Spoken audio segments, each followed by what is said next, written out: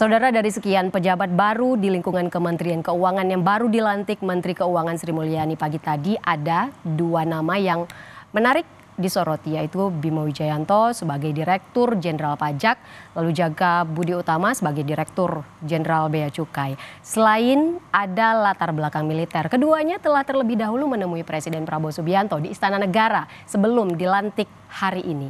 Kita akan membahas ini bersama mantan wartawan Istana Harian Kompas, Suhartono. Mas Har, baik, Pak. Sehat ya Mas Har? Sehat. Jaka Budi Utama, ini kan sebelumnya perwira TNI aktif ya, Mas Ya. Har, lalu Bimo Wijayanto lulusan Taruna Nusantara. Kalau kita lihat berbeda dari sebelum-sebelumnya ya, pejabat di Kementerian Keuangan biasanya berasal dari pejabat karir di Kementerian Keuangan. Apa Mas Har yang bisa Anda cermati dari kedua sosok pejabat baru yang menempati posisi penting di Kementerian Keuangan? Yang pertama mungkin saya dulu tuh lama, hampir 4 tahun bertugas di Kementerian Keuangan. Jadi Kementerian Keuangan setiap kali mengangkat pejabat baru untuk eselon 1, dirjen itu kan eselon 1 ya, itu selalu dilakukan assessment dan bidding.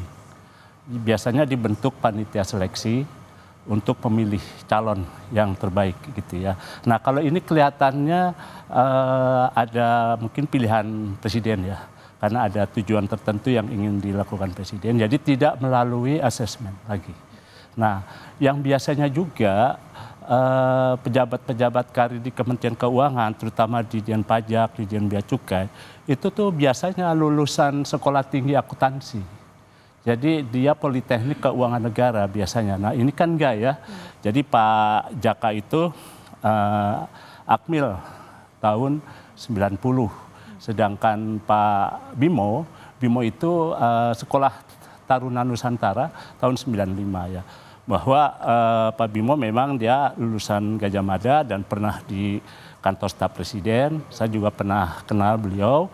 Terus juga sedangkan Pak Jaka itu terakhir dia adalah setelah Irjen Kemhan, dia menjadi sekretaris utama kepala BIN ya. Nah mungkin kalau Pak Bimo itu ada bau-baunya ya di pajak, karena beliau pernah menjadi analis senior di kantor pajak ya, Dirjen Pajak. Beliau pernah menjadi analis senior. Jadi mungkin tantangan pajak beliau bisalah ya. Ya kita harapkan juga Pak Jaka di Cukai untuk menjaga pintu ya keluar masuk barang dan jasa. Baik, ini kan Mas Har, kalau kita lihat sebelum dilantik hari ini cukup menarik. Kedua sosok ini kan sempat dipanggil ke istana oleh Presiden langsung, karena mungkin Presiden ingin memberikan arahan langsung kepada kedua dirjen baru ini. Sebenarnya apa yang ingin ditekankan Presiden kepada kedua dirjen baru di Kementerian Keuangan ini? Nah, yang menariknya ketika dipanggil itu ya tanggal 20 Mei ya, Selasa, itu Bu Menteri Keuangan tidak ada. Yang ada itu Menteri Pertahanan dan Menteri Bappenas. Selain juga ada Pak Menseknek, Pak Prasetyo Hadi, dan juga ada Letkol Teddy, Seskap. Lainnya ada menteri-menteri terkait. Nah, kedua pejabat baru itu seperti jangan muncul dulu gitu ya. Baru setelah dilaporkan kepada Presiden, barulah kedua calon itu muncul. Memang keduanya sudah pernah bertemu dipanggil oleh Bu Sri Mulyani ya. Kalau keduanya itu barangkali memang ada keinginan Presiden ya, upaya untuk memperbarui ya kinerja peningkatan baik penerimaan maupun kebijakan-kebijakan di pajak maupun di kepabeanan ya. Berarti termasuk untuk menaikkan rasio penerimaan negara ya Mas Har. Iya. Artinya apakah menurut Anda apa yang sebenarnya membuat Presiden begitu yakin kepada kedua dirjen baru ini bahwa dengan dipilihnya kedua dirjen baru ini bisa mewujudkan keinginan Presiden Prabowo? Iya, memang pengangkatan itu kan seolah-olah ada kesan tidak percaya terhadap Kementerian Keuangan. Presiden percaya, tapi dengan pengangkatan dua orang yang dipilihnya langsung itu, tentu kepercayaan Presiden makin kuat. Dan harapan Presiden untuk memperbaiki dan peningkatan kinerja pajak maupun kepabeanan akan lebih baik. Kalau tax ratio itu